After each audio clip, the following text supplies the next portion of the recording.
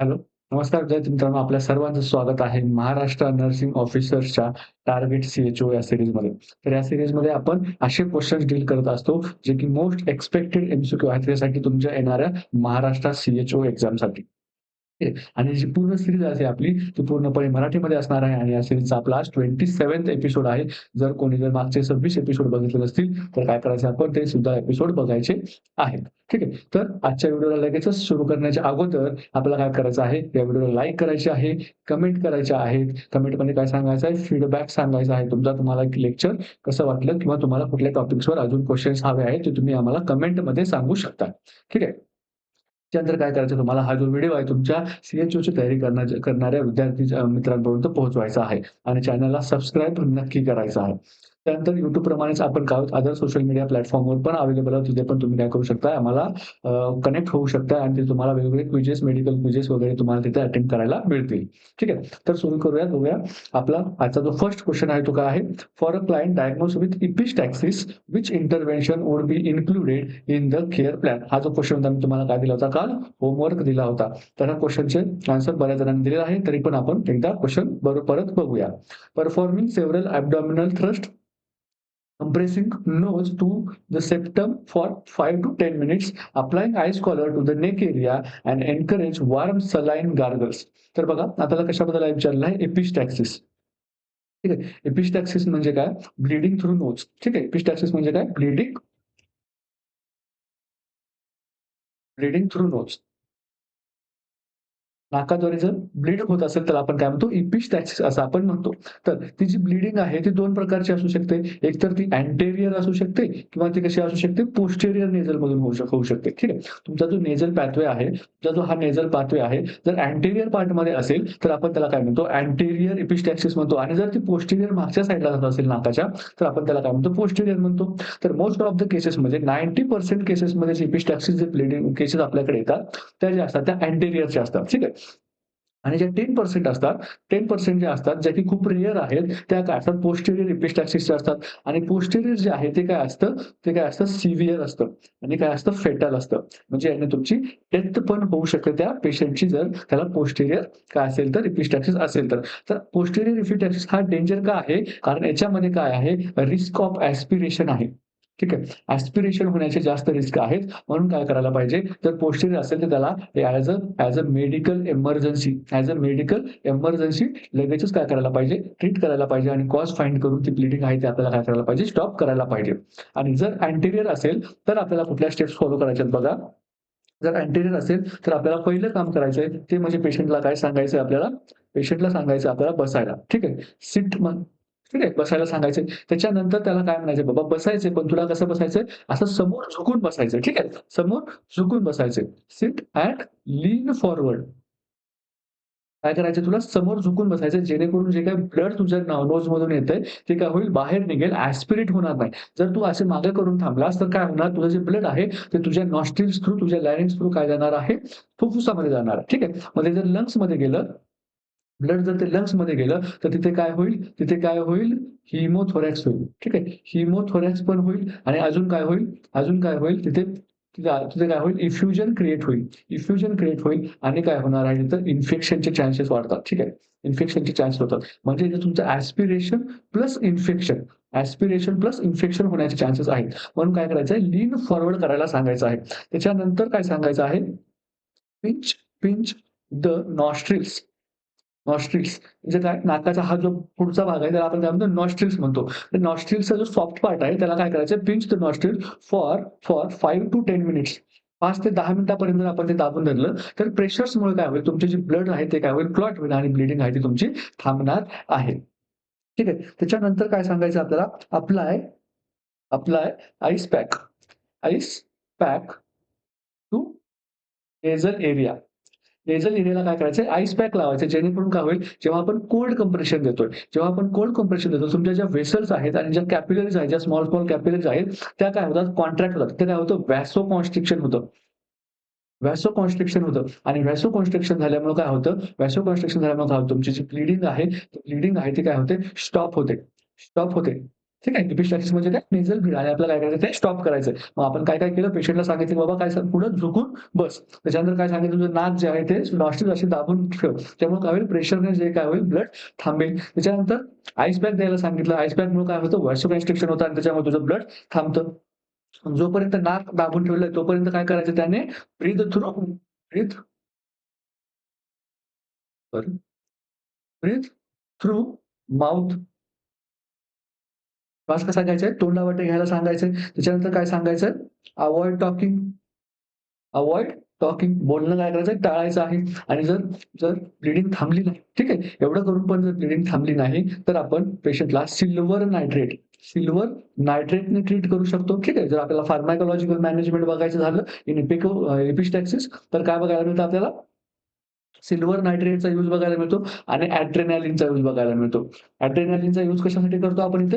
Adrenaline काय करतो आपण? एड्रेनालिन गॉस ठीक आहे. एड्रेनालिन गॉस पॅड काय करतो आपण पेशंटच्या नॉस्ट्रिल्समध्ये काय करतो? पॅक करतो. आणि एड्रेनालिनची एक प्रॉपर्टी आहे कुठली? व्हॅसोकन्स्ट्रिक्शनची. व्हॅसोकन्स्ट्रिक्शनची प्रॉपर्टी एड्रेनालिनमध्ये असल्यामुळं त्याच्या नेझल कॅपिलरीज आहेत त्या होतात कॉन्स्ट्रिक्शन होतं आणि ब्लीडिंग काय होते तुमची? ब्लीडिंग काय होते? थांबते. ठीक आहे. व्हॅसोकन्स्ट्रिक्शन होतं आणि ब्लीडिंग काय होते? Bleeding stop. ब्लीडिंग काय होतंय? स्टॉप होतं. हे जे आहे आपण काय बघितलं? एपिस्टॅक्सिस बद्दल बघितलं. तर एपिस्टॅक्सिस झाल्याच्या नंतर आपल्या पेशंटला काय करायला पाहिजे? सर्वप्रथम तर अँटेरियर आहे की पोस्टेरियर आहे हे बघायला पाहिजे. जर अँटेरियर असेल तर काही प्रॉब्लेम नाही. It is not a major issue. But if it is posterior then it is definitely a major issue. तर मग अशा वेळेस आपल्याला काय करायला पाहिजे? जी कॉज जो आहे, तो कॉज काय आहे ते शोधलं पाहिजे आणि त्या कॉजला करेक्ट केलं पाहिजे. आणि जर अँटेरियर असेल तर आपण पेशंटला काय सांगायचं? फर्स्ट स्टेप तू बस बाबा आणि बसून काय कर पुढे झुकून बस. जेणेकरून ब्लड जे आहे ते काय झालं पाहिजे? ॲस्पिरेट नाही झालं पाहिजे. म्हणजे ब्लड काय झालं पाहिजे? बाहेर आलं पाहिजे. ठीक आहे. त्याच्यानंतर तू काय कर ते नॉस्ट्रिल जे आहे ते दाबून धर. नॉस्ट्रिल दाबून धरल्याच्या नंतर काय करायचं आपल्याला आईस पॅक बघायचं. आईस पॅक तिथे दिल्याच्या नंतर मग काय करायचं जोपर्यंत आपण नॉस्ट्रिल दाबून धरलेला आहे तोपर्यंत काय करायचं तोंडाने श्वास घ्यायचा आहे आणि जोपर्यंत ब्लीडिंग स्टॉप होत नाही, जोपर्यंत तुम्ही सगळं तुमचं मॅनेज होत नाही तोपर्यंत काय करायचं आहे जास्त जी टॉकिंग आहे ती अव्हॉइड करायची आहे. आणि जर आपल्याला फार्माकोलॉजिकल मॅनेजमेंट विचारलं तर सिल्व्हर नायट्रेट आणि एड्रेनालिन गॉझपॅड जे आहे ते आपण सांगू शकतो. तर बघा आपला क्वेशन काय म्हणत होता? क्वेशन म्हणत होता फॉर अ क्लायंट डायग्नोसिस एपिस्टॅक्सिस आहे तर तुम्ही त्याला केअर प्लॅनमध्ये काय सांगणार? तर फर्स्ट ऑप्शन काय म्हणतो बघा performing several abdominal thrust. Abdominal thrust perform करणार का? नाही. हे आपण कधी करतो? हे आपण कधी करतो? जर चोकिंग झालं असेल तर. ठीक आहे. जर एखादी फॉरेन बॉडी जी आहे, जर तुमच्या एअरवेमध्ये जर अडकलेली असेल, ठीक आहे किंवा फायनेक्समध्ये अडकलेली असेल, तर आपण काय करतो? हे ॲब्डॉमिनल थ्रस्ट जे आहे ते परफॉर्म करत असतो. ठीक आहे. ॲब्डॉमिनल थ्रस्ट परफॉर्म करत असतो. याला आपण काय म्हणतो? हेमलिच मॅन्युअर असं आपण म्हणत असतो. तर सेकंड ऑप्शन बघा काय म्हणतो? Compressing the nose to the septum for the 5 to 10 minutes. बरोबर आहे का? तर हो. ऑप्शन बी काय आहे? आपला करेक्ट आन्सर आहे. आपण काय करायला पाहिजे? नॉस्ट्रिल्स काय करायला पाहिजे? 5 ते 10 मिनिटापर्यंत दाबून धरायला पाहिजे. जेणेकरून काय होईल? ब्लीडिंग स्टॉप होईल. सिक्स्थ ऑप्शन काय म्हणतो बघा? Applying ice collar to the neck area. Bleeding आपली नाकाला आहे आणि आपण नेकला आईस कॉलर लावणार का? बिलकुल लावणार नाही. त्यानंतर बघा encourage warm saline gargle. Saline गार्गलचा पण इथे काहीही रोल आहे का? नाही. ठीक आहे. जेव्हा तुम्हाला फॅरेंजायटिस वगैरे असतं तेव्हा तुम्ही वॉर्म सलाईन गार्गल करू शकता. पण इथे त्याची गरज नाहीये. म्हणून ऑप्शन आपला बी काय असणार आहे? इथे करेक्ट आन्सर असणार आहे. ठीक आहे. तर नेक्स्ट क्वेशन बघूया आपण. The first evidence of pubertal development in female usually manifest as. तर आपल्याला क्वेशनमध्ये काय विचारलं आहे? फिमेलमध्ये जेव्हा प्युबर्टी येते तर आपल्याला त्यातला फर्स्ट डेव्हलपमेंटल माइलस्टोन ते कुठलं आहे ते विचारलेलं आहे. ठीक आहे. बरोबर. ऑप्शन ए काय म्हणतोय ऑनसेट ऑफ मेन्स्ट्रुएशन म्हणजेच काय मेनार्च. ठीक आहे. त्याच्यानंतर काय विचारलं बघा appearance of breast buds plus आपण काय म्हणतो थेलार्च आणि appearance of axillary and pubic एरियालाच आपण काय म्हणतो pubarche. Onset of growth spurt. ठीक आहे. याच्यापैकी कुठलं जे आहे ते तुम्हाला काय करायचं आहे? फर्स्ट एव्हिडन्स होतं ते आपल्याला सांगायचं आहे. तर काय करूया जेव्हा आपण प्युबर्टीचे सायन्स आहेत. ठीक आहे. Science of puberty in females आपण बघूया. Puberty in females. बघा फर्स्ट जो येतो आपला थेलार्च येतो. थेलार्च म्हणजेच काय? Breast budding. त्याला आपण काय म्हणतो? ब्रिस्ट बडिंग असं म्हणतो. ठीक आहे. हे कधी येतं? 9 to 10 इयर्स. 9 टू 10 इयर्सच्या फिमेलमध्ये येतं आणि हे रिजन टू रिजन व्हॅरी करतं. ठीक आहे. जसं की ज्या कंट्रीज आहेत, जसं की तुमचं जी रेस आहे, for example American, African, Indian ह्या वेगवेगळ्या रेसमध्ये काय बघायला मिळतं, वेगवेगळे जे आहे ते आपल्याला एज ग्रुप जे आहे ते बघायला मिळतं. आपण जे स्टडी करतो ते ॲज अ एशियन कंट्रीजनुसार, इंडियन कंट्रीनुसार स्टडी करतो. ठीक आहे. म्हणजे हे 9 टू 10 इयर्स जे आहे ते आपल्या कंट्रीजमध्ये आहे. आफ्रिकन कंट्रीजमध्ये याच्या पण पेक्षा लवकर येत असतं. ठीक आहे. तर थेलार्चमध्ये काय होतं, स्मॉल स्मॉल टेंडर ब्लेब्स. ठीक आहे. ब्लेब्स म्हणजे काय, थोडासा असा उठावदार भाग जो आहे तो आपल्याला बघायला मिळतो. कुठं? At the centre of areola. Centre of areola.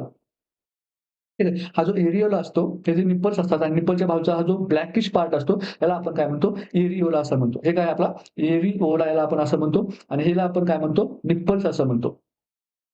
ठीक आहे. मग या निप्पल्सच्या मध्ये जे आहे ते आपल्याला काय बघायला मिळतं? एक असा बड असा आपल्याला बघायला मिळतो. एक ब्लेड बघायला मिळतो. एक थोडासा उंचवटा आपल्याला बघायला मिळतो. कधी? 9 ते 10 वर्षाला आणि हे काय आहे आपलं फर्स्ट साइन जे आहे ते आहे कशाचं? प्युबर्टीचं. त्याच्यानंतर आपल्याला बघायला मिळतं सेकंड आपल्याला बघायला मिळतो प्युबार्च.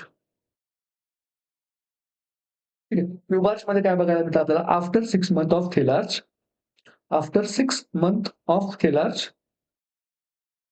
ठीक आहे. जनरली थेलार झाल्याच्या नंतर 6 महिन्याच्या नंतर आपल्याला प्युबार्च बघायला मिळतं. म्हणजेच काय बघायला मिळतं आपल्याला प्युबिक हेअर्स बघायला मिळतात. प्युबिक हेअर्स बघायला मिळतात आणि ते स्टार्टिंगला कुठे असतात? स्टार्टिंगला असतात ते लेबिया मेजोरावर. ठीक आहे. Labia majora. लेबिया मेजोरावर स्टार्टिंग होते आणि मग नंतर ते वाढत कुठे जातात? मॉन्स प्युबिस पर्यंत जातात. ठीक आहे. मॉन्स प्युबिस पर्यंत जातात.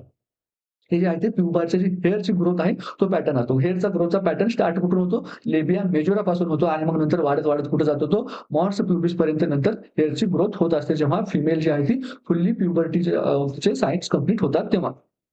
ठीक आहे. त्याच्यानंतर आपण काय बघतो? तर ग्रोथ स्पर्ट. ग्रोथ स्पर्ट ठीक आहे. त्याच्यामध्ये काय होतं? जी फिमेल आहे तिची हाईट जी आहे ती height height increase rapidly. Height कशी होते इन्क्रीज? रॅपिडली इन्क्रीज होते. ठीक आहे. यालाच आपण काय म्हणतो? ग्रोथ स्पर्ट असं आपण म्हणतो. आणि फोर्थ आणि लास्ट जे आहे ते म्हणजे आपलं मेनार्च. ठीक आहे. मेनार्च याला आपण काय म्हणतो? पूर्ण जी आहे ती प्युबर्टी अचीव्ह झालेली आहे. मेनार्च म्हणजे काय? First menstrual period. First menstrual period. त्याला आपण काय म्हणतो? मेनार्च असं आपण म्हणतो. तर जो पॅटर्न जो आहे आपला, तो जो पॅटर्न आहे प्युबर्टीचा जर सायन्सचा जर पॅटर्न बघायला गेलं, तर आपल्याला काय बघायला मिळतं? पहिलं होतं थेलार्च. ठीक आहे. थेलार्च. त्यानंतर आपल्याला बघायला मिळतो प्युबार्च. त्याच्यानंतर आपल्याला बघायला मिळतं ग्रोथ स्पर्ट. ठीक आहे. ग्रोथ स्पर्ट आणि त्याच्यानंतर आपल्याला बघायला मिळतं मेनार्च.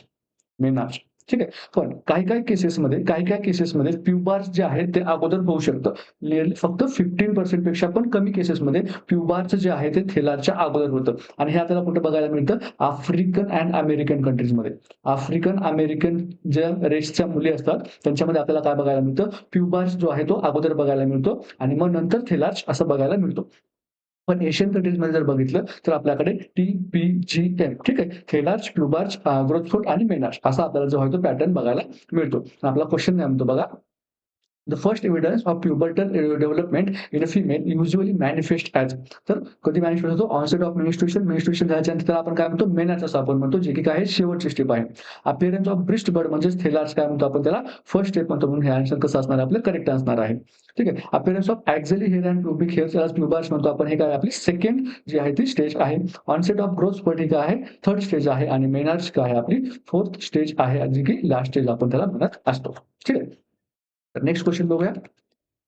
नेक्स्ट क्वेशन बघण्याच्या अगोदर जे आपल्या सीरीज आहेत, टोटल आपल्या 3 सीरीज सुरू आहेत. ठीक आहे. त्रिशूला सीरीज जी आहे, ती आपली जी आहे ती एम-सी-क्यू साठी सीरीज आहे. त्याच्यानंतर ब्रह्मास्त्र सीरीज जी आहे ती कशी आहे? थिअरी प्लस एम-सी-क्यू सीरीज आहे. याच्यामध्ये आपण काय करत असतो? टॉपिक वाईज जात असतो. ठीक आहे. टॉपिक वाईज आणि सिस्टम वाईज. ठीक आहे. आपण काय करतो? सिस्टम वाईज काय करत असतो? टॉपिक घेत असतो आणि त्याच्यात एम-सी-क्यू प्लस थिअरी दोन्ही पण घेत असतो. त्यानंतर हा एक 2023 चा जो पी-वाय-क्यू पेपर होता, त्याचा एनालिसिसचे 5 एपिसोड जे आहेत ते आपल्या चॅनलवर आहेत. जर कुणाला जर पी-वाय-क्यू कसे विचारले होते, कुठल्या लेव्हलचे क्वेश्चन असतात सी-एच-ओमध्ये हे जर बघायचं असेल, तर हे 5 एपिसोड सर्वांनी नक्की बघायचे आहेत. त्याचबरोबर त्रिशूला सीरीज आणि ब्रह्मास्त्र सीरीज या सीरीज सुद्धा आपण बघायच्या आहेत. त्रिशूला सीरीजमध्ये आपले काय असतात? फक्त एम-सी-क्यू असतात आणि ब्रह्मास्त्र सीरीजमध्ये थिअरी प्लस एम-सी-क्यू पूर्ण सिस्टमॅटिकली आपण एक्सप्लेन केलेलं असतं. त्रिशूला सीरीजमध्ये नागे सरांनी खूप चांगले एम-सी-क्यू जे आहेत ते घेतलेले आहेत. ते पण तुम्ही जाऊन बघू शकता. चला आपण नेक्स्ट क्वेश्चन बघूया. Treatment of phimosis include first option आहे आपला फिमोसिस इन्क्लूड फर्स्ट ऑप्शन आहे NSAID drugs, antibiotic therapy, removal of glans आणि incision of the foreskin of glans penis. ठीक आहे. तर फिमोसिस म्हणजे काय? फिमोसिस म्हणजे काय? जी पेनिस असतो, ठीक आहे. जेव्हा पेनिस असतो आणि हा पेनिसचा पुढचा जो पार्ट असतो याला आपण काय म्हणतो? ग्लास पेनिस असं आपण म्हणतो आणि हा काय आहे? युरेथ्रा आहे. ठीक आहे. हा काय आहे? युरेथ्रा आहे. हा काय आहे? ग्लास पेनिस आहे. ग्लास पेनिस आहे आणि ह्या पेनिसच्या इथे काय असते? एक स्किन असते. याला आपण काय म्हणतो? प्रिफ्यूज असं म्हणतो किंवा याला आपण काय म्हणतो? फोर स्किन असं आपण म्हणतो. ठीक आहे. त्याला आपण काय म्हणतो? फोर स्किन असं आपण म्हणतो. आणि आणि नॉर्मली काय असतं, ही जी फोरस्किन आहे ती मागे काय होते, रिट्रॅक्ट होते. जेव्हा आपण तिला पुल करतो, तेव्हा ती काय होते, रिट्रॅक्ट होते. पण काही-काही चिल्ड्रन्समध्ये जेव्हा ॲबनॉर्मल कंडिशन येते, ॲबनॉर्मल कंडिशन असते, तेव्हा ती काय होते, रिट्रॅक्शन होत नाही. ठीक आहे. रिट्रॅक्शन काय होत नाही, जे की आणि किंवा रिट्रॅक्शन करताना काय होतं, पेन होतं. ठीक आहे. रिट्रॅक्शन करताना पेन होतं आणि काय होत नाही, कंप्लीट रिट्रॅक्शन जेव्हा होत नाही, त्याला आपण काय म्हणतो, फायमोसिस किंवा फिमोसिस असं आपण म्हणतो. ठीक आहे. तर फिमोसिसचं ट्रीटमेंट करताना आपण काय करायला पाहिजे? तर जेव्हा आपण फर्स्ट लाईन ट्रीटमेंट बघतो, first line treatment for phimosis काय आहे? तर तुमची आहे सर्जरी. कुठली सर्जरी? सर्कमसिजन. ही सर्जरी आहे, जी आपल्याला बघायला मिळते. तर सर्कमसिजनमध्ये आपण काय करतो? हा जो फोरस्किन आहे, त्याला काय करतो आपण असा कट करून काय करतो? काढून टाकतो. यालाच आपण काय म्हणतो? सर्कमसिजन म्हणतो. जी की मुस्लिम मुस्लिम मुस्लिम मेल्समध्ये काय केली जाते? कॉमनली केली जाते. पण ही काय केली जाते? ह्या सर्कमसिजन जे आहे त्या सर्जरी याचे खूप फायदे पण आहेत. जसं की काय होतं ना, इन्फेक्शनचे चान्सेस कमी होतात. त्यानंतर फायमोसिसचे वगैरे काय असतात तुम्हाला जे आहेत ते होऊ शकत नाही. ठीक आहे. म्हणून मुस्लिम जे आहेत त्यांच्यामध्ये ही रेग्युलरली प्रत्येक मेलमध्ये त्यांच्या ह्याच्यामध्ये ती त्यांच्या ट्रेडिशनमध्ये केलं जातं. ती कुठली सर्जरी असते ती सर्कमसिजन ही सर्जरी असते. ठीक आहे. त्याच्यानंतर सेकंड लाईन ट्रीटमेंट आपण काय म्हणू शकतो? तर आपण काय देतो पेशंटला? एन-एस-एड्स देतो. एन-एस-एड्स देतो. एन-एस-एड कशासाठी देतो आपण? पेन मॅनेजमेंटसाठी देतो. ठीक आहे. पेन मॅनेजमेंटसाठी. पण ही काय नाहीये, it is not definitive treatment. Definitive treatment आहे का? नाही. ही डेफिनेटिव्ह ट्रीटमेंट नाहीये. ठीक आहे. त्याच्यानंतर आपण अँटिबायोटिक देतो का? हो देतो. अँटिबायोटिक्स देतो का? हो देतो. पण अँटिबायोटिक्स पण ट्रीटमेंटसाठी देतो का? नाही. Only if secondary infection is present. जर तिथे सेकंडरी इन्फेक्शन प्रेझेंट असेल, तरच आपण काय करतो? अँटिबायोटिक्स देत असतो. ठीक आहे. तर बघा आपला क्वेश्चन काय म्हणतो? ट्रीटमेंट ऑफ फिमोसिस इन्क्लूड आपल्याला काय विचारलंय? ट्रीटमेंट. तर एन-एस-ए ड्रग्स देतो का आपण? हो. पण ही काय आहे? एक मॅनेजमेंट आहे का त्यासाठी? नाही. हे फक्त सपोर्टिव्ह ट्रीटमेंट म्हणून आपण देत असतो. अँटिबायोटिक पण देतो आपण, पण कधी देतो? फक्त जर तिथे सेकंडरी जर असतील इन्फेक्शन प्रेझेंट तरच आपण देत असतो. रिमूव्हल ऑफ ग्लास आपण पूर्ण ग्लास पेनिस रिमूव्ह करतो का? आपण पूर्ण ग्लास पेनिस रिमूव्ह करत नाही. आपण काय करतो? फक्त ही फोरस्किन जी आहे तीच रिमूव्ह करतो. आणि ऑप्शन डी काय म्हणतो बघा आपला incision of foreskin of glans penis. फक्त जे आहे तो फोरस्किनला आपण काय करतो? इन्सिजन करून काढतो. ठीक आहे. हे जी आहे ट्रीटमेंट ऑफ फिमोसिस आहे. तर अजून ज्या कुठल्या स्ट्रक्चरल ॲबनॉर्मॅलिटीज होतात का मेल्समध्ये? मेल्समध्ये अजून कुठली स्ट्रक्चरल ॲबनॉर्मॅलिटी होते? आपल्याला बघायला मिळते. ती म्हणजे आपल्याला बघायला मिळते एक हायपोस्पाडियासिस हायपो सॉरी हायपोस्पाडियासिस आणि दुसरी बघायला मिळते आपल्याला इपिस्पाडियासिस.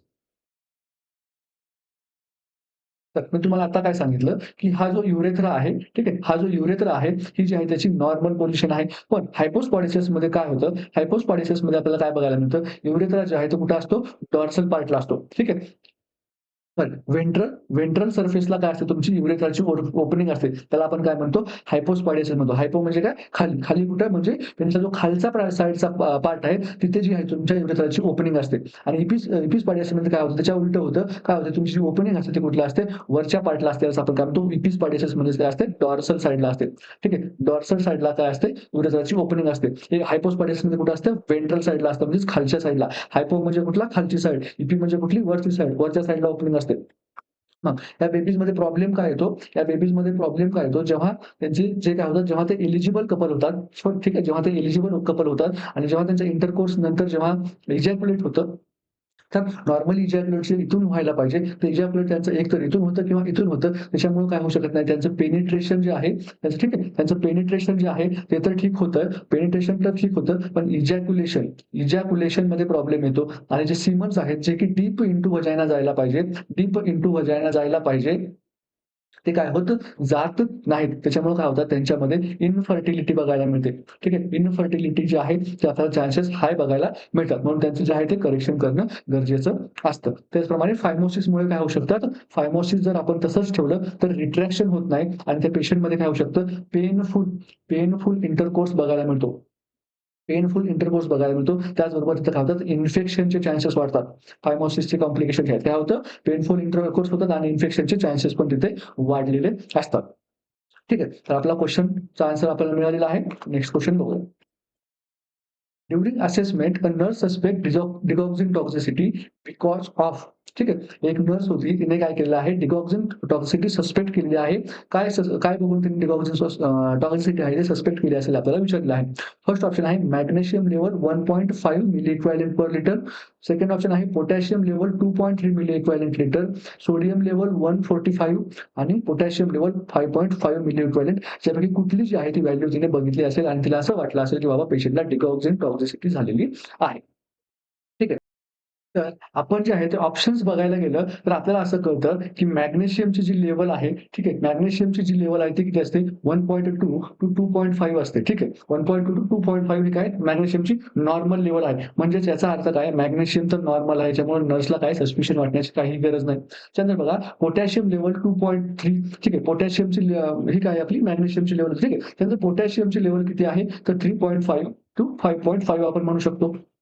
ठीक आहे. तर ही काय आहे नॉर्मल व्हॅल्यू नाही, म्हणून इथे जे आहे ते नर्सला सस्पिशन वाटू शकतं. सोडियम लेव्हल बघा काय लिहिलंय इथं 145. तर सोडियमचं नॉर्मल लेव्हल किती आहे 135 टू 145. हे पण काय आहे नॉर्मल आहे, म्हणून हा पण ऑप्शन असू शकत नाही. इथे पण तिला सस्पिशन करण्याचं काही गरज नाही. तर आणि लास्ट ऑप्शन काय म्हणतो बघा पोटॅशियम लेव्हल ऑफ 5.5. तर पोटॅशियम लेव्हल ऑफ 5.5 हे पण कसे आहे आपली नॉर्मल व्हॅल्यू आहे, पण इथं पण तिला सस्पिशन करण्याची गरज नाही. म्हणजेच potassium level of 2.3 milli equivalent per litre हे काय असू शकतं, आपलं आन्सर असू शकतं. पण ह्याचं आन्सर जे आहे ते कसं काय हेच आहे आणि पोटॅशियम तिथं लेव्हल कमी का झालं हे आपल्याला समजून घेण्यासाठी आपल्याला समजून घ्यावं लागेल इथे डिगॉक्सिन. डिगॉक्सिन काय आहे हे आपल्याला इथे समजून घ्यावं लागेल. ठीक आहे. तर डिगॉक्सिन हा काय आहे, एक ड्रग आहे जो की हार्ट फेल्युअरमध्ये काय दिला आपल्याला ड्रग ऑफ चॉईस म्हणून दिला जातो. ठीक आहे. आणि डिगॉक्सिनचं काम काय असतं, डिगॉक्सिनचं काम असतं हार्ट मसल्समध्ये तिथे काय केलं जातं, हार्टचे जे मसल्स आहेत तिथे डिगॉक्सिन कसा इफेक्ट करतो हे आता आपल्याला बघायचं आहे. तर त्याचं मेकॅनिझम ऑफ ॲक्शन जर आपल्याला बघायचं असेल, मेकॅनिझम ऑफ ॲक्शन बघत असताना आपल्याला काय बघायला पाहिजे, फॉर एक्झाम्पल ही काय आहे एक हार्ट सेल आहे. ठीक आहे. ही काय आहे? एक हार्ट सेल आहे आणि ह्या सेलवर काय आहे? एक सोडियम पोटॅशियम चॅनल आहे. ठीक आहे. एक सोडियम पोटॅशियम चॅनल आहे. पण डिगॉक्सिन काय करतं? पोटॅशियमच्या सोबत काय करतं? कम्पीट करतं. डिगॉक्सिन ठीक आहे. Digoxin and and potassium potassium competes for same site same site in in sodium potassium pump in heart cell in heart cell. हार्टची सेल जी आहे तिथे सोडियम आणि पोटॅशियम आणि डिगॉक्सिन जे आहे ते दोघांना पण काय करायचं असतं, एकाच साइटला अटॅच करायचं असतं. म्हणजे जिथं पोटॅशियम अटॅच होतो त्याच साइटला डिगॉक्सिन पण अटॅच होतो. म्हणजे साइट्स वाढत नाहीत, पण काय झालं तिथं कंपाउंड जे आहे ते कम्पीट करणारे 2 झालेले आहेत. ठीक आहे. मग जर पेशंट काय असेल हायपोकॅलेमियामध्ये असेल, म्हणजेच काय आहे ही सेल आहे, ठीक आहे. ही सेल आहे आणि ती ब्लडची जी स्ट्रीम आहे, इथं काय नाही तर पोटॅशियम कमी आहेत. ठीक आहे. पोटॅशियम काय आहे इथे कमी आहे आणि डिगॉक्सिन जे आहे तिथं डिगॉक्सिन पण अवेलेबल आहे. ठीक आहे. डी फॉर डिगॉक्सिन पण अवेलेबल आहे असं कन्सिडर करूया. आणि इथे एक साइट आहे. इथे काय सोडियम पोटॅशियम पंप आहे आणि इथे काय करायचं पोटॅशियमला पण अटॅच व्हायचं आणि डिगॉक्सिनला पण अटॅच व्हायचं आहे. पण इथे काय आता पोटॅशियम कमी आहे म्हणजेच कुठली कंडिशन आहे, हायपोकॅलेमिया कंडिशन आहे. हायपोकॅलेमिया कंडिशन आहे आणि डिगॉक्सिन तिथे अवेलेबल असल्यामुळं डिगॉक्सिन काय करतो इथे बाइंड करतो. ठीक आहे. डिगॉक्सिन काय करतो इथे बाइंड करतो. म्हणून पेशंटला काय होऊ शकतं, डिगॉक्सिन टॉक्सिसिटी होऊ शकते. डिगॉक्सिन टॉक्सिसिटी होऊ शकते. ठीक आहे. टॉक्सिसिटी होऊ शकते. का टॉक्सिसिटी होऊ शकते? कारण तिथे काय आहे त्यांची संख्या जास्त आहे पोटॅशियमपेक्षा आणि काय करतात ते एकाच जागेसाठी कम्पीट करतात. याचं एक सिंपल तुम्हाला मी उदाहरण सांगू शकतो. तर फॉर एक्झाम्पल तुमच्या इथे तुम्ही काय केलंय CUसाठी फॉर्म भरलेला आहे. ठीक आहे. CUसाठी तुम्ही फॉर्म भरलेला आहे आणि फॉर्म कसा आहे तिथे एक जागा आहे ओपन कॅन्डिडेटसाठी. ओपन कॅन्डिडेटसाठी जागा आहे. ठीक आहे. मग या जागेसाठी काय आहेत इथे इकडे काय आहेत ओपनचे किती कॅन्डिडेट आहेत 2 कॅन्डिडेट आहेत आणि इथे डिगॉक्सिन ठीक आहे. इथे दुसरी कास्टची म्हणजे कुठली डिगॉक्सिन कॅन्डिडेट असं समजूया आपण. डिगॉक्सिन एक कास्ट आहे आणि कुठली आहे पोटॅशियम एक कास्ट आहे. ठीक आहे. हे आपण ओपन सोडून देऊया. डिगॉक्सिन एक कास्ट आहे आणि ओपन एक कास्ट आहे. तर हे जे पोटॅशियमची कास्ट आहे या पोटॅशियम कास्टचे फॉर एक्झाम्पल 2 आहेत कॅन्डिडेट आहेत आणि डिगॉक्सिनची ही कास्ट आहे या कॅन्डिडेटचे किती आहेत 10 कॅन्डिडेट्स आहेत. या कास्टचे 10 कॅन्डिडेट आहेत. तर ही जी जागा आहे ती कुणाला मिळण्याचे जास्त चान्सेस आहेत तर ही जी जागा आहे ती डिगॉक्सिनला मिळण्याचे जास्त चान्सेस आहेत का कारण यांची संख्या जास्त आहे. ठीक आहे. म्हणजेच ह्याच्यापैकी जरी एक जरी कॅन्डिडेट इथे गेला ठीक आहे याच्यापैकी एक जरी कॅन्डिडेट इथे जाऊन अगोदर पोहोचला तर ती जागा डिगॉक्सिनला मिळेल. त्यानंतर परत तिथे 2 आणि इथे परत 9 राहतील. परत त्या 9 पैकी जे आहेत हे 2 अगोदर जाणार किंवा 9 अगोदर जाणार तर ऑब्व्हियसली हे 2 9 जे आहेत ते अगोदर जाणार. अशा प्रकारे काय होणार ह्या दोन्ही पण जागा कोणाला मिळणार डिगॉक्सिनला मिळणार. म्हणून जर हायपोकॅलेमिया असेल हायपोकॅलेमिया can cause digoxin toxicity. Digoxin toxicity. ठीक आहे. Hypokalemia can cause digoxin toxicity. But अजून एक इथे कंडिशन आहे ती खूप इंटरेस्टिंग आहे ती म्हणजे but digoxin toxicity toxicity can cause hyperkalemia. ठीक आहे. हे तर आपण बघितलं, की एखादा पेशंट जर असेल, ज्याच्यामध्ये हायपोकॅलेमिया आहे, ज्यामध्ये पोटॅशियम कमी असेल आणि जर त्याला आपण डिगॉक्सिन टॅबलेट दिली, तर त्याला डिगॉक्सिनची टॉक्सिसिटी होऊ शकते. हे तर आपण बघितलं. पण आता आपल्याला एक इंटरेस्टिंग फेनॉमेनॉन काय बघायचं आहे, जर एखादा पेशंट असेल, ज्याच्यामध्ये पोटॅशियम लेव्हल नॉर्मल आहे आणि तुम्ही काय केलं, चुकून जो आहे तो डिगॉक्सिनचा काय झाला तुमच्यामुळे ओव्हरडोस झाला, तर आपल्याला काय बघायला मिळेल, तर फॉर एक्झाम्पल ते ही सेल आहे आणि इथे काय केलं तुम्ही डिगॉक्सिनचा ओव्हरडोस केला, म्हणजे तुम्ही काय केलं, खूप सारे डिगॉक्सिन जे आहे ते पेशंटला दिलेलं आहे. मग इथे जे सोडियम पोटॅशियम जे पंप होता त्या पंपला पूर्ण जे आहे डिगॉक्सिन काय झाला बाइंड झाला आणि इथे जे पोटॅशियम होतं हे काय झालं तुमच्या ब्लड स्ट्रीम मध्ये सगळं पोटॅशियम जमा व्हायला लागलं आणि हा जो पंप झाला या पंपला काय झालं पूर्ण डिगॉक्सिन बाइंड झालं आणि तो पंप काय झाला ब्लॉक झाला. म्हणून काय झाली ह्या पोटॅशियमची सेलमध्ये एंट्री काय झाली ब्लॉक झाली. ठीक आहे. पंप ब्लॉक झाल्यामुळं सेलची जी पोटॅशियमची जी सेलमध्ये एंट्री व्हायची होती ती आता होत नाहीये. म्हणून तुमच्या ब्लडमध्ये तुम्हाला काय बघायला मिळेल हायपरकॅलेमिया बघायला मिळेल. त्यामुळे हे जर सेंटेन्स जर तुम्हाला समजत असेल hypokalemia can cause digoxin toxicity and digoxin toxicity can cause hyperkalemia हे तुम्हाला इथे जर समजलं तर तुम्हाला डिगॉक्सिन आणि पोटॅशियम या सर्वांचा खेळ समजणार आहे. ठीक आहे. तर ही जी गोष्ट आहे थोडक्यात समराईज करायचं झालं तर आपण कसं करू शकतो बघा. ठीक आहे. त्याला जर थोडक्यात समराईज करायचं झालं तर आपण कसं करू शकतो बघा. when potassium levels are low ठीक आहे. जर when potassium levels are low more digoxin binds मग काय होतं more digoxin binds to sodium potassium pump आणि जर मोर डिगॉक्सिन बाइंड झाले सोडियम पोटॅशियम पंपला तर तिथं काय होतं आपल्याला डिगॉक्सिन टॉक्सिसिटी होते. ठीक आहे. डिगॉक्सिन टॉक्सिसिटी होते. ठीक आहे. हे कुठल्या कंडिशनमध्ये झालं आपलं हायपोकॅलेमियाच्या कंडिशनमध्ये झालं. हे कुठल्या कंडिशनमध्ये झालं आपलं हायपोकॅलेमियाच्या कंडिशनमध्ये झालं. ठीक आहे. त्याच्यानंतर आपण बघतो जर पेशंटला काय झाले असेल डिगॉक्सिन टॉक्सिसिटी झाली असेल. जर पेशंटला काय झालं असेल डिगॉक्सिन टॉक्सिसिटी झालेली असेल तर काय बघायला मिळतं बघा. तर आपल्याला काय बघायला मिळतं डिगॉक्सिन टॉक्सिसिटी ओव्हरडोस झाला याचा अर्थ काय झालेला आहे digoxin binds all the receptors.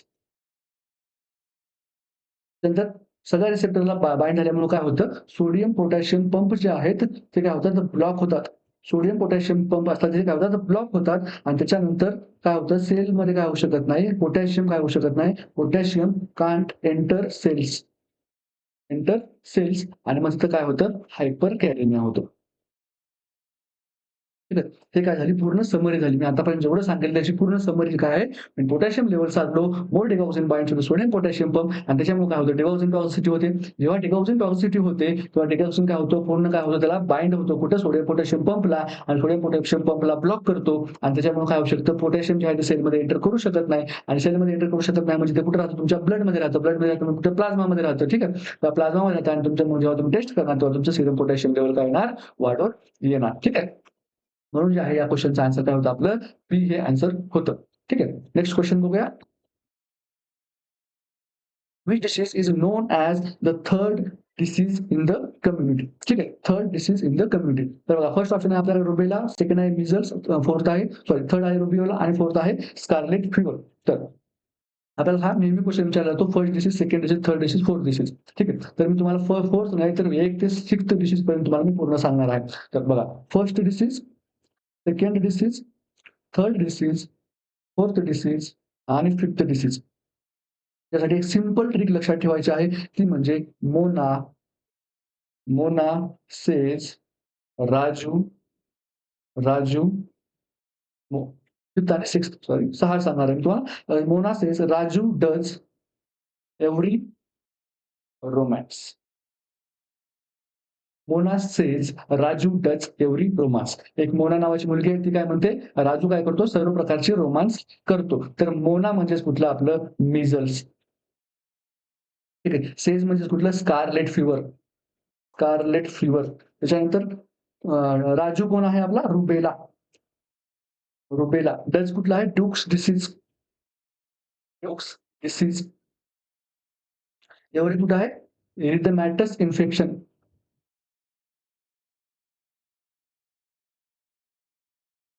आणि रोझिओला इन्फेक्शन. ठीक आहे. आपले 6 डिसीज आहेत. 1 to 6 डिसीजच्या नावं दिलेली आहेत. त्याला काय म्हणतात फर्स्ट डिसीज म्हणतात, second disease, third disease, fourth disease, fifth disease आणि सिक्स्थ डिसीज असे काय दिलेले नावं दिलेली आहेत. हे कुठं कम्युनिटी सेटिंगमध्ये. तर त्या कम्युनिटी सेटिंगमध्ये नाव दिलं आपल्याला डायरेक्टली क्वेश्चन होतो की सेकंड डिसीज कुठला आहे, थर्ड डिसीज कुठला आहे, फोर्थ डिसीज कुठला आहे. ठीक आहे. तर आपण 6th डिसीज पर्यंत आपल्याला माहिती पाहिजे. तर कुठला आहे आपली ट्रिक आपण तयार केली होती कुठली Mona says Raju does every romance. Mona म्हणजे काय measles, scarlet fever, rubella, Duke's disease, erythematous infection आणि रोझिओला इन्फेक्शन. ठीक आहे. 6 डिसीज पर्यंत तुम्हाला क्लिअर झालं पाहिजे. तर third disease in the community कुठला आहे तर तो आहे कुठला आहे रुबेला. काय आपला कुठं थर्ड डिसीज राजू रुबेला. ठीक आहे. तर फर्स्ट ऑप्शन आपला इथे करेक्ट आन्सर असणार आहे. नेक्स्ट क्वेश्चन बघूया. बघा which medicine is used to prevent preterm delivery. Preterm delivery prevent करण्यासाठी कुठले जे आहे ते मेडिकेशन यूज करत हे आपल्याला विचारलेलं आहे. फर्स्ट ऑप्शन आहे अँटीकोॲग्युलंट, टोकोलायटिक मेडिसिन, अँटीस्पॉझमोटिक आणि डायबिटिक. तर बघा अँटीकोॲग्युलंट आपण कधी यूज करतो जेव्हा आपल्याला काय करायचं असतं रक्त पातळ करायचं असतं, जेव्हा कुठे थ्रोम्बस असतो. ठीक आहे. तेव्हा आपल्याला काय करतो आपण अँटीकोॲग्युलंट यूज करतो. म्हणून हा ऑप्शन आपला करेक्ट असणार आहे का नाही आहे. थर्ड ऑप्शन काय म्हणतो बघा अँटीस्पॉझमोटिक. अँटीस्पॉझमोटिक आपण कधी यूज करतो जेव्हा मसल स्पाझम वगैरे असेल, एखाद्या पेशंट आपल्याला इंट्युबेट करायचं असेल. ठीक आहे. आपल्याला जेव्हा मसल काय रिलॅक्स पाहिजे असतील त्यावेळेस आपण अँटीस्पॉझमोटिक देतो. म्हणजे इथं पण देत नाही आपण. त्यानंतर डायबिटीस कधी देतो आपण जेव्हा काय असेल बॉडीमध्ये फ्लूइड व्हॉल्यूम जर रेशो झाला असेल तर आपण डायबिटिक्स देत असतो. तर टोकोलायटिक्स मेडिसिन आपण कधी देतो जेव्हा आपल्याला काय करायचं असतं जे कॉन्ट्रॅक्शन येत असतं त्या कॉन्ट्रॅक्शनला काय करायचं असतं लायसिस करायचं असतं किंवा बंद करायचं असतं तेव्हा आपण काय करतो टोकोलायटिक मेडिकेशन देत असतो. ठीक आहे. आपल्याला ओबीसी मध्ये आपल्याला टोकोलायटिक्स, टोकोलायटिक्स आणि ऑक्सिटोकिक. ठीक आहे. ऑक्सिटोकिक असे 2 प्रकारचे मेडिसिन बघायला मिळतात. टोकोलायटिक म्हणजे असे ड्रग जे की काय करतात कॉन्ट्रॅक्शनला काय करतात सप्रेस करतात. कॉन्ट्रॅक्शनला काय करतात सप्रेस करतात आणि ऑक्सिटोकिन म्हणजे असे ड्रग जे काय करतात कॉन्ट्रॅक्शन्सला काय करतात कॉन्ट्रॅक्शनला काय करतात वाढवतात. ठीक आहे. हे झाला टोकोलायटिक आणि ऑक्सिटोकिन मधला डिफरन्स. टोकोलायटिक काय करतात सॉरी टोकोलायटिक काय करतात लायटिक म्हणजे काय लायसिस, लायसिस म्हणजे काय ब्रेकडाऊन करणे. ठीक आहे. तर असे असे जे ड्रग्ज आहेत जे की ब्रेकडाऊन करतात कशाला कॉन्ट्रॅक्शनला ब्रेकडाऊन करतात, कॉन्ट्रॅक्शनला स्टॉप करतात. अशांना आपण टोकोलायटिक ड्रग असं आपण म्हणतो. आणि ऑक्सिटोकिन ड्रग आपण अशा ड्रग्सला म्हणतो जे की काय कॉन्ट्रॅक्शन वाढवत असतात. तर जेव्हा आपण टोकोलायटिक ड्रग्स अभ्यास करतो, टोकोलायटिक ड्रग अभ्यास करतो तेव्हा आपल्याला काय बघा त्याचे टाइप्स बघायला मिळतात. तर फर्स्ट टाइप आहे तो म्हणजे beta 2 adrenergic, beta 2 adrenergic blockers किंवा इनहिबिटर्स, इनहिबिटर्स. ते काय करतात beta 2 sorry agonist, beta 2 adrenergic agonists,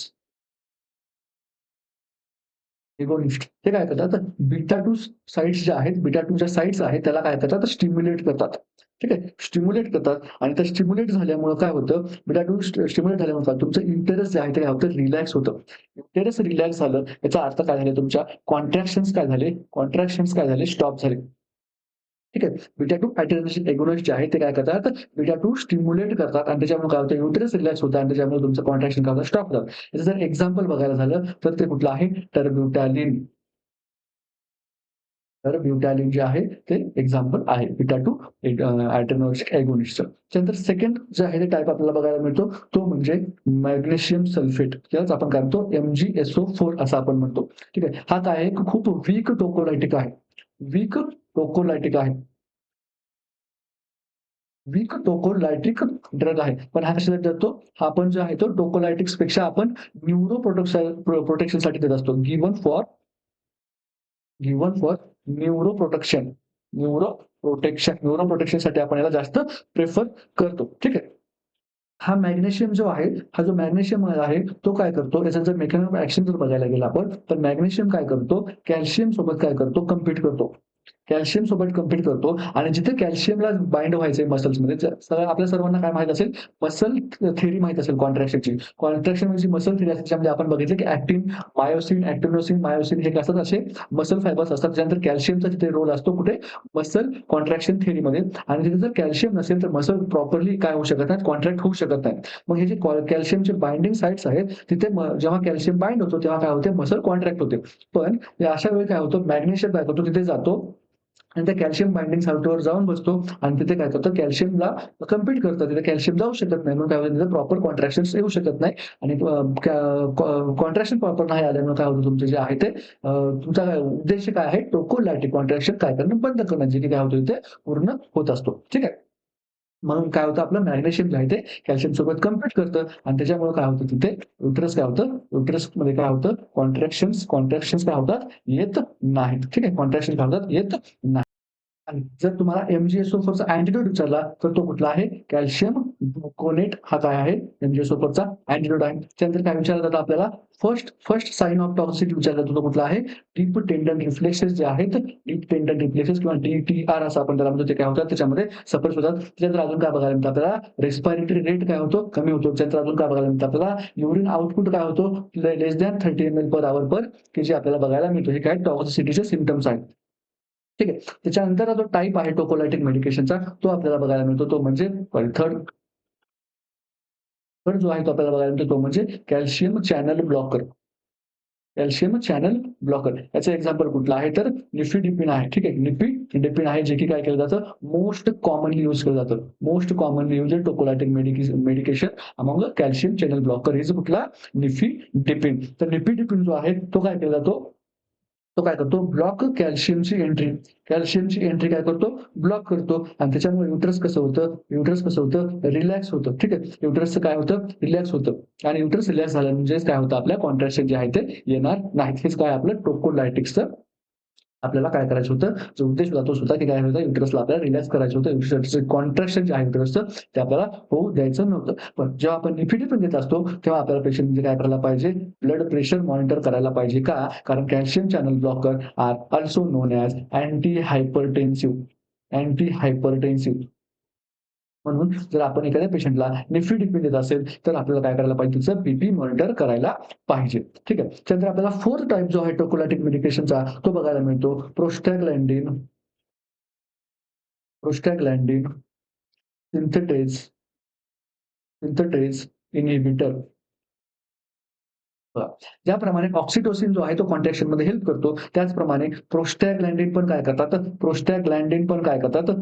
काय करतात? आपल्या कॉन्ट्रॅक्शनमध्ये हेल्प करत असतात. Prostaglandin are also involved in the pain process. ठीक आहे. जी तुमची पेन जे होतं तुम्हाला कशामुळे जाणवतं? तर प्रोस्टॅग्लॅन्डिनमुळे जाणवतं आणि प्रोस्टॅग्लॅन्डिन जे आहे ते कॉन्ट्रॅक्शन्स होत असतात आणि जर प्रोस्टॅग्लॅन्डिन सिंथेटेज इनहिबिटर जर ड्रग्स आपण पेशंटला दिले, ठीक आहे, तर काय होतं तिथं आपल्याला जे आहे ते कॉन्ट्रॅक्शन्स काय होतात? सप्रेस होतात. ठीक आहे. कॉन्ट्रॅक्शन काय होतात? सप्रेस होतात. ठीक आहे. पण ही जी मेडिसिन्स आहेत, ही जी मेडिसिन आपण कधीपर्यंत देऊ शकतो?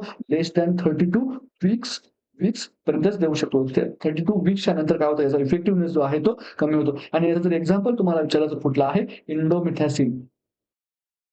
इंडोमिथॅसिन हे काय आहे त्याचं यूज आहे. सॉरी एक्झाम्पल आहे. त्यानंतर नेक्स्ट टाइप जो आहे तो आपल्याला बघायला मिळतो, तो म्हणजे कुठला? फिफ्थ टाइप तो काय आहे आपला? Oxytocin receptor agonist. ठीक आहे. तर याचं मेकॅनिझम ॲक्शन जे आहे ते सांगायची गरज आहे का? मला नाही वाटत कोणाला सांगायची गरज असेल. का? कारण ऑक्सिटोसिन हा काय एक मेन कंपोनंट आहे कशासाठी? कॉन्ट्रॅक्शनसाठी आणि त्याच्या जर रिसेप्टरला काय केलं तर आपण चेंज केलं, बदललं ठीक आहे. तर जर कॉम्पिटिशनमध्ये जर आपण एखादा कुठला कंपाउंड आणला जो की काय करतो जिथं ऑक्सिडेशन बाइंड होतं तिथं जाऊन बाइंड होत असेल तर काय होणार आहे? ऑक्सिटोसिनला कमी साइट्स मिळतील आणि काय होणार आहे? कॉन्ट्रॅक्शन तिथे सप्रेस होतात. तर याचं एक्झाम्पल कुठलं आहे? तर याचं एक्झाम्पल आहे एटोसिबान. एटोसिबान पण हा ड्रग्स कसा आहे? खूप एक्सपेन्सिव्ह आहे. खूप एक्सपेन्सिव्ह आहे म्हणून काय होत नाहीये? Not usually most commonly. Not used most commonly. Most commonly काय केलं जात नाहीये? यूज केला जात नाही आहे आणि म्हणून जो आहे हा ड्रग जास्त यूज केला जात नाही आहे. तर यूज कुठला जास्त केला जातो? कॅल्शियम चॅनल ब्लॉकर जे आहे ते काय केलं जातं? Sorry most commonly sorry most most commonly use केले जातात. तर टोकोलायटिक मेडिसिन काय आहे आपल्याचं? सेकंड जे आहे ते आपलं करेक्ट आन्सर असणार आहे. तर आपण कुठले टोकोलायटिक्समध्ये बघितले? आपण बघितले बीटा 2 एड्रेनर्जिक अगोनिस्ट त्याच्यानंतर आपण बघितलं magnesium sulphate, calcium channel blocker, prostaglandin synthetase inhibitor आणि ऑक्सिटोसिन. ठीक आहे. तर आपण जर याला थोडंसं जर एकदा परत रिमाइंड करायचा प्रयत्न केला, ठीक आहे. याला जर आपण परत थोडंसं एकदा व्यवस्थित लिहून घ्यायचा प्रयत्न केला, तर आपल्याला फर्स्ट काय बघायला मिळतं? आपल्याला बीटा 2 एड्रेनर्जिक एगोनिस्ट बघायला मिळाले. ठीक आहे. त्यानंतर आपल्याला बघायला मिळालं MgSO4. त्यानंतर आपल्याला थर्ड बघायला मिळाला तो म्हणजे कॅल्शियम चॅनल ब्लॉकर. ठीक आहे. त्यानंतर आपल्याला फोर्थ काय बघायला मिळालं आपल्याला? प्रोस्टाग्लॅंडिन प्रोस्टाग्लॅंडिन सिंथेटेज इनिबिटर आणि त्यानंतर फोर्थ बघायला मिळालं आपल्याला ऑक्सिटोसिन ऑक्सिटोसिन इनिबिटर. ठीक आहे. Oxytocin inhibitor. तर बीटा 2 एड्रेनर्जिक एगोनिस्टचं आपल्याकडे एक्झाम्पल काय होतं? बीटा 2 एड्रेनर्जिक जे एजंट होते त्याचं आपल्याकडे एक्झाम्पल काय होतं? आपल्याकडे होतं टॉरब्युटॅलिन. ठीक आहे. टॉरब्युटॅलिन जे आहे ते आपल्याकडे एक्झाम्पल होतं. टॉरब्युटॅलिन त्यानंतर एमजीएसओफर काय? हा स्वतःच काय ड्रग आहे. ठीक आहे. स्वतःच एक ड्रग आहे. त्यानंतर कॅल्शियम चॅनल ब्लॉकरमध्ये आपण निफिडिपिन बघितला. प्रोस्टाग्लॅंडिनमध्ये आपण इंडोमिथायसिन बघितलं आणि त्यावेळेला आपण अटोसिबॅन बघितलं. ठीक आहे. अटोसिबॅन बघितलं. तर टर्बुटॅलिन काय आहे? बीटा अगोनिस्ट आहे. त्याच्यानंतर निफिडिपिन, इंडोमिथायसिन आणि अटोसिबॅन. ठीक आहे. आपण 5 जे ड्रग्स आहेत, 5 टाइप्सचे ड्रग्स आहेत त्यांना आपण काय बघितलं?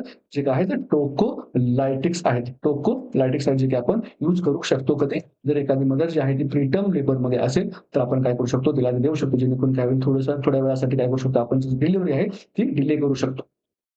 ठीक आहे. नेक्स्ट क्वेश्चन बघूया. For person with blood group A which blood type can donate safely to them म्हणजे एक पर्सन आलेला आहे तुमच्याकडे त्याच्याकडे काय आहे ब्लड ग्रुप आहे ए आणि त्याला तुम्ही कुठला जो आहे तो ब्लड ग्रुप देऊ शकता. पण हे समजून घेण्याच्या अगोदर तुम्हाला हे समजून घ्यावं लागेल की ब्लड ग्रुप जो आहे तो डिटरमाइन कसा होतो. तर ब्लड ग्रुप डिटरमाइन करताना आपण काय करतो आरबीसी ठीक आहे. ही जी आरबीसी आहे या आरबीसीवर जो कुठला आरबीसीचा सरफेस जो आहे आरबीच्या सरफेसवर जो कुठलाही अँटिजन असेल ठीक आहे अँटिजन असेल तोच काय असतो आपला ब्लड ग्रुप असतो. तोच काय असतो आपला ब्लड ग्रुप असतो. तर आता इथे बघा आरबीसी म्हणजे काय सर्वांना माहित आहे. आरबीसीचा सरफेस म्हणजे काय सर्वांना माहित आहे. अँटिजन म्हणजे काय सर्वांना माहित आहे. अँटिजन म्हणजे काय असा कुठलाही प्रोडक्ट जो काय आहे आपल्या बॉडीसाठी वेगळा आहे. ठीक आहे आपल्या बॉडीसाठी. फॉर एक्झाम्पल तुमचं अँटिजन कोण असू शकतं? तुमच्या बॉडीसाठी अँटिजन एखादा बॅक्टेरिया असू शकतो. ठीक आहे. एखादा बॅक्टेरिया असू शकतो किंवा एखादं टॉक्सिन्स असू शकतात किंवा ठीक आहे, एखादा टॉक्सिन असू शकतात किंवा एखादा जर तुम्ही कुठलंही प्रोडक्ट आहे जेव्हा आपण ट्रान्सप्लांट करतो, ठीक आहे. फॉर एक्झाम्पल हा जो ए पर्सन आहे, ए पर्सनने काय केली, हा जो बी पर्सन आहे, त्या बी पर्सनला काय केली, किडनी दिली. ए पर्सनने बी पर्सनला किडनी दिल्याच्या नंतर बी पर्सनसाठी ए पर्सनची किडनी काय झाली, अँटिजन झाली. म्हणजे कुठलीही फॉरेन बॉडी जी आहे ती आपल्यासाठी काय असते अँटिजन असते. ठीक आहे. मग एखाद्या आरबीसीवर काय आहे तो जो अँटिजन आहे तर म्हणजे याचा अर्थ काय आपल्या प्लाझ्मामध्ये ठीक आहे आपली जी बॉडीची प्लाझ्मा आहे ठीक आहे तिथे काय असणार तिथे त्या अँटीबॉडीसाठी त्या अँटिजेनसाठी काय नसणार अँटीबॉडी नसणार. ठीक आहे. अँटीबॉडी नसणार म्हणतो मी. ठीक आहे. नसणार. का नसणार? जर तिथे अँटिजन असेल आणि तिथे जर अँटीबॉडी पण असेल तर ते अँटीबॉडी काय करतील त्या अँटिजनला मारून टाकतील. म्हणजे ते बेसिक कन्सेप्ट काय आहे, जर तिथे तुमच्या ब्लडच्या आर-बी-सीमध्ये अँटिजन प्रेझेंट असेल, तर तुमच्या ब्लडच्या प्लाझ्मामध्ये ती अँटीबॉडी ॲब्सेंट असणार आहे. तर मी तुम्हाला फॉर एक्झाम्पल हे बघा, फॉर एक्झाम्पल तुमची एक काय आहे, ही आर आहे. ही काय आहे, एक आर आहे. ही काय आहे, एक आर आहे. ठीक आहे. ही काय रेड कलरची एक आर-बी-सी आहे आणि ह्या रेड कलरच्या आर-बी-सीवर तुमचा काय आहे, हा एक अँटिजन आहे. ठीक आहे. हा काय आहे? एक अँटिजन आहे आणि फॉर एक्झाम्पल हा अँटिजन कुठला आहे? ए अँटिजन आहे. ठीक आहे. हा कुठला अँटिजन आहे? ए आहे. तर आपण काय म्हणू शकतो त्या पर्सनचा जो ब्लड ग्रुप आहे तो कुठला आहे? ब्लड ग्रुप कुठला आहे? ए आहे. पण आता आता ह्या ब्लड ग्रुप ए आहे, हे कुठं आहे तुमच्या आर-बी-सीच्या सरफेसवरून तुम्ही ठरवलं. तर ह्या पर्सनच्या प्लाझ्मामध्ये अँटी ए अँटिबॉडी असतील का? अँटी ए अँटिबॉडी असतील का? अँटिबॉडी असतील का? नसतील. का? कारण जर तिथं अँटी ए अँटिबॉडी असत्या, तर ह्या अँटिजनला काय केलं असतं? त्यांनी मारून टाकलं असतं. म्हणजेच इथे इथे कुठल्या अँटिबॉडी प्रेझेंट असतील? अँटी बी अँटिबॉडी प्रेझेंट असतील. कुठल्या अँटिबॉडी प्रेझेंट असतील? अँटी-बी अँटिबॉडी प्रेझेंट असतील. याचाच अर्थ काय?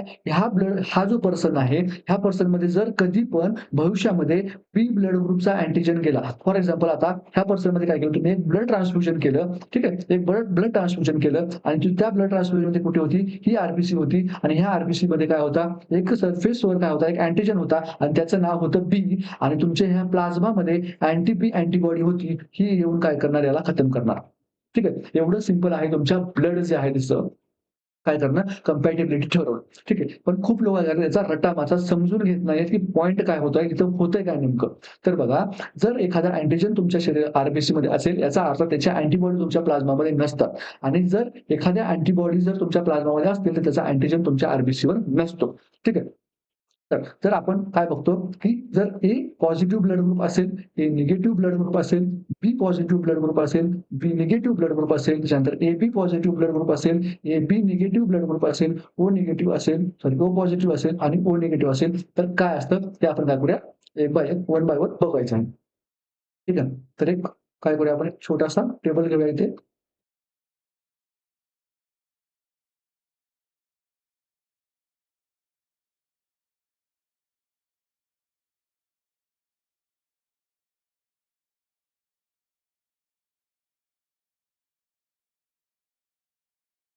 मी या टेबल फॉर्ममध्ये तुम्हाला देतो जेणेकरून काय होईल तुम्हाला त्याची जी आहे ती पूर्ण आयडिया येऊन जाईल. ठीक आहे. तर तुम्हाला इथं हे कळेल की कुठल्या ब्लड ग्रुपमध्ये तुम्हाला कुठले अँटिजेन बघायला मिळतात, कुठल्या अँटिबॉडी बघायला मिळतात आणि त्याच्यानंतर त्याची जी जेव्हा आपण काय करतो टेस्ट करतो, तेव्हा तुम्हाला त्या टेस्टमध्ये तुम्हाला काय बघायला मिळेल हे पण मी तुम्हाला सांगणार आहे.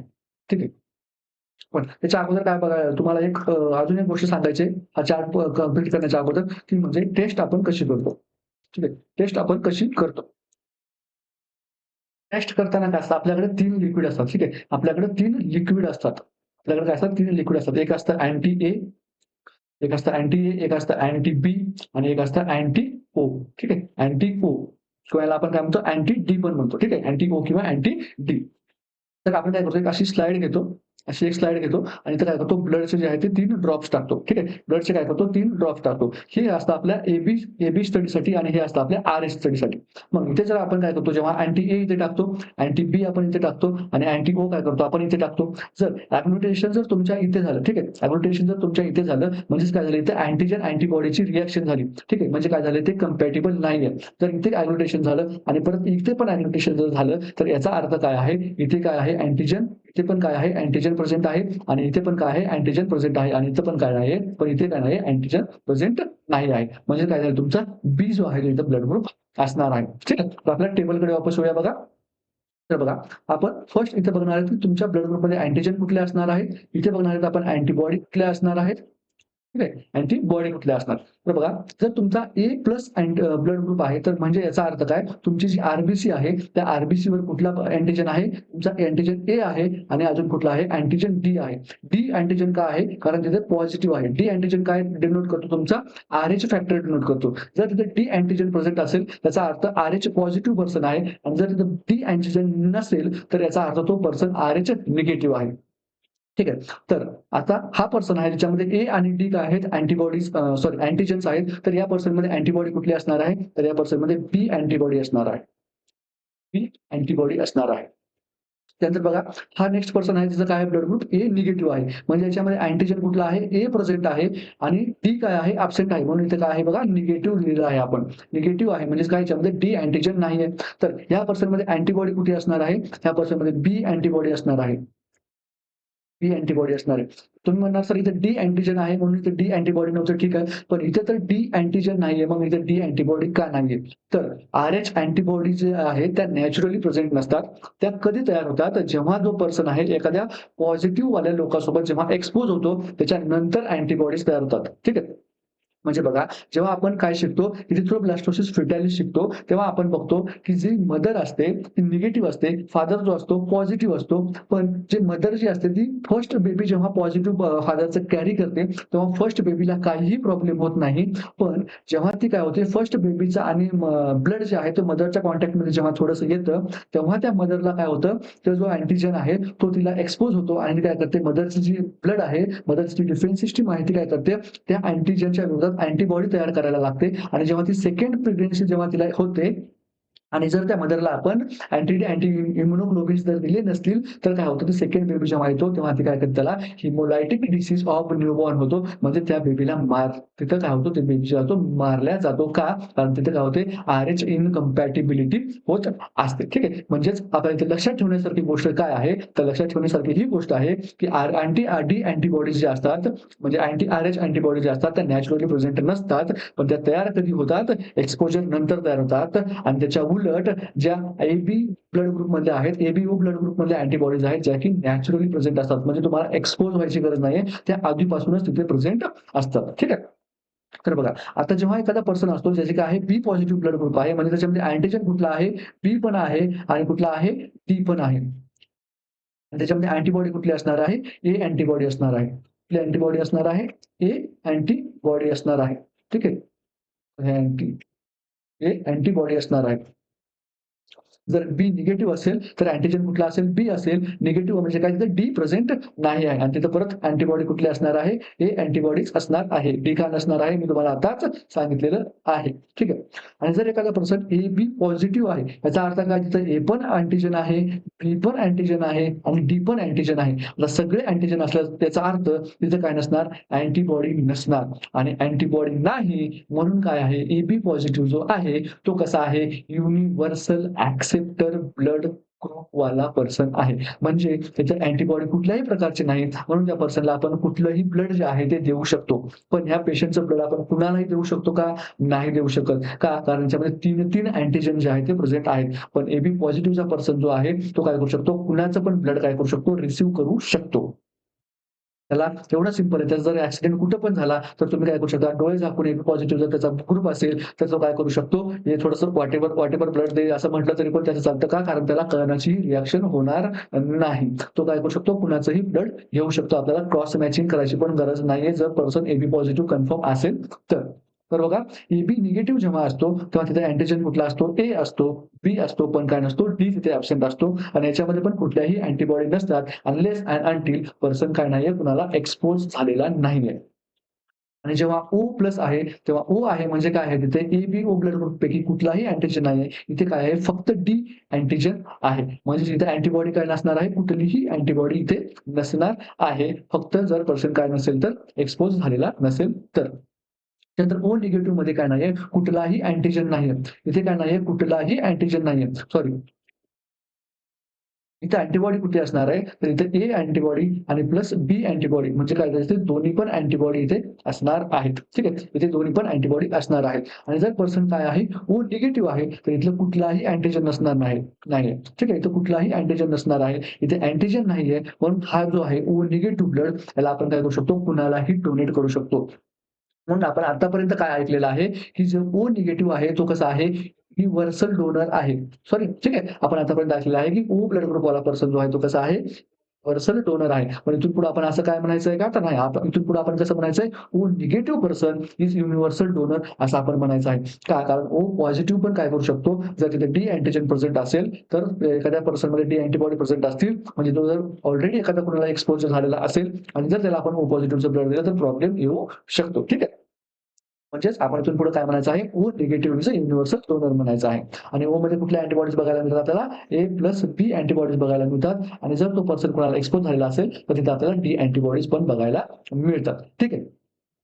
त्यानंतर आपल्याला इथे रिमार्कमध्ये जर आपल्याला इथे लिहायचं म्हटलं, जर आपल्याला रिमार्कमध्ये लिहायचं म्हटलं, तर आपण काय लिहू शकतो, की हा काय आहे, युनिव्हर्सल ॲक्सेप्टर आहे. युनिव्हर्सल ऍक्सेप्टर आहे आणि हा काय आहे? युनिव्हर्सल डोनर आहे. युनिव्हर्सल काय आहे? डोनर आहे. ठीक आहे. तर इथून पुढे काय करायचं नाही, रट्टा मारायचा नाही. आपल्याला अँटिजेन आणि अँटिबॉडीचा जर फंडा कळला, तर आपल्याला कळू शकतं की कुणाला कुठलं ब्लड द्यायचं आहे. ठीक आहे. म्हणजे जर एकदा आपल्याला क्विकली रिवाईज करायचं झालं, तर आपण काय म्हणू शकतो, जर एखादा पर्सन आहे आणि त्याची जी आर-बी-सी असेल आणि त्या आर-बी-सीवर हा एक अँटिजेन असेल आणि त्याचं नाव ए असेल, तर त्या पर्सनचं ब्लड ग्रुप काय असणार आहे? ए असणार आहे. ठीक आहे. तिची दुसरी आर-बी-सी असेल आणि त्या पर्सनकडे ए आणि बी असे जर काय असणार आहे? अँटिजेन असतील, तर याला आपण काय म्हणू शकतो? ए-बी ब्लड ग्रुप म्हणू शकतो. हा एक आर-बी-सी आहे आणि याच्यात जर कुठला अँटिजेन आहे, बी असेल, तर आपण काय म्हणू शकतो? बी ब्लड ग्रुप आहे असं आपण म्हणू शकतो. आणि जर हा जो पर्सन आहे त्याच्यामध्ये काय एक ए अँटिजेन आहे आणि दुसरा कुठला डी अँटिजेन आहे, तर आपण याला काय म्हणू शकतो? ए पॉझिटिव्ह ब्लड ग्रुप आहे असं आपण म्हणू शकतो. जर फक्त ए अँटिजेन आहे आणि डी अँटिजेन नाहीये, तर आपण काय म्हणू शकतो? ए निगेटिव्ह ब्लड ग्रुप म्हणू शकतो. फक्त बी अँटिजेन आहे आणि काय नाहीये, डी अँटिजेन नाहीये, तर आपण काय म्हणू शकतो? बी निगेटिव्ह ग्रुप म्हणू शकतो. एबी अँटिजेन आहे आणि पण डी अँटिजेन नाहीये, तर आपण काय म्हणू शकतो? एबी निगेटिव्ह ब्लड ग्रुप म्हणू शकतो. आणि इथे एक आर आहे, तर ए आहे, बी आहे आणि डी आहे. ठीक आहे. ए आहे, बी आहे आणि डी आहे. त्याला आपण काय म्हणू शकतो? एबी पॉझिटिव्ह ब्लड ग्रुप म्हणू शकतो. आणि एक आर आहे, ठीक आहे. याच्यावर काय फक्त डी अँटिजेन आहे. एक आर-बी-सी आहे, त्याला फक्त काय डी अँटिजेन आहे, त्याला आपण काय म्हणू शकतो? ओ पॉझिटिव्ह म्हणू शकतो. आणि एक आर-बी-सी आहे, एक आर-बी-सी ज्याच्यावर कुठलाही अँटिजेन नाहीये, तर त्याला आपण काय म्हणू शकतो? ओ निगेटिव्ह असं आपण म्हणू शकतो. ठीक आहे. तर ए पॉझिटिव्ह ही जो ए पॉझिटिव्ह आहे, याच्यामध्ये कुठली आपल्याला अँटिबॉडी बघायला मिळते?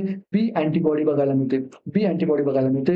इथे आपल्याला कुठली अँटिबॉडी बघायला मिळते का? तर नाही बघायला मिळत. इथे पण आपल्याला नाही बघायला मिळत. इथे आपल्याला ए अँटिबॉडी बघायला मिळते. ठीक आहे. इथे आपल्याला काय बघायला मिळते? बी अँटिबॉडी बघायला मिळते आणि इथे आपल्याला काय बघायला मिळतात? ए प्लस बी म्हणजे दोन्ही पण अँटिबॉडी आपल्याला इथे बघायला मिळतात. ठीक आहे. तर हे काय झालं आपलं क्विक रिव्हिजन झालं आहे. ठीक आहे. तर आपल्याला क्वेशनमध्ये आता विचारलं बघा, एक पर्सन आहे ज्याचा ब्लड ग्रुप ए आहे. ठीक आहे. म्हणजे ए आहे म्हणजे त्याला आपण एचं ब्लड काय करू शकतो? देऊच शकतो. ठीक आहे. एचं ब्लड ग्रुप आपण त्याला देऊ शकतो. याच्यामध्ये नो डाऊट आहे. Which blood group type can be safely administered म्हणजे आपण काय असतो त्याला एचं देऊ शकतो. पण बीचं देऊ शकतो का? नाही. कारण त्याच्यामध्ये बी अँटिबॉडी तयार आहेत. म्हणजे बीच्या ऑप्शनमध्ये सगळे काय होणार इथे आउट होणार आणि ओ तर काय आपला युनिव्हर्सल डोनर आहे. ठीक आहे. ओ निगेटिव्ह हा आपला युनिव्हर्सल डोनर आहे. आणि ऑप्शनमध्ये आपल्याला दिलेला आहे ए अँड ओ आपण काय करू शकतो? त्याला देऊ शकतो. ठीक आहे. नेक्स्ट क्वेश्चन बघूया.